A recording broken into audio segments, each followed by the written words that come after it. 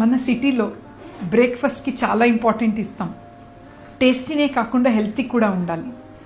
చాలా రకాల బ్రేక్ఫాస్ట్ ఉంటాయి, బట్ ఏది హెల్తీ అని ఈరోజు డిస్కస్ చేద్దాం. బ్రేక్ఫాస్ట్ రేట్ చేద్దామా? Okay, sure. దోశ 7/10. దీంట్లో ఫర్మెంటెడ్ రైస్ ఉంటుంది అండ్ పప్పు కూడా ఉంటుంది, మినపప్పు. చాలామంది ఎక్కువ రైస్ తక్కువ మినపప్పు యూస్ చేస్తారు. సేమ్ క్వాంటిటీ చేయాలి, ఎందుకంటే పప్పులో ప్రోటీన్ ఎక్కువ ఉంటుంది. సో మినపప్పు కొంచెం పెంచితే బెటర్. ఇడ్లీ కూడా 8/10, ఎందుకంటే దీంట్లో ఆయిల్ తక్కువ ఉంటుంది. సో మినపప్పు కొంచెం ఎక్కువ చేస్తే ప్రోటీన్ ఎక్కువ యాడ్ అవుతుంది.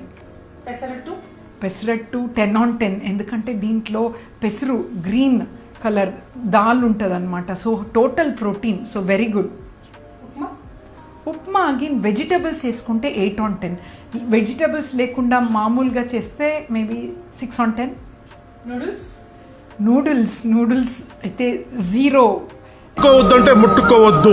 ఎస్పెషలీ మైదాతో చేసే నూడిల్స్, వితౌట్ అవుట్ సైడ్ వచ్చే noodles no at all. But millet noodles చేస్తే స్టిల్ ఓకే, 7/10.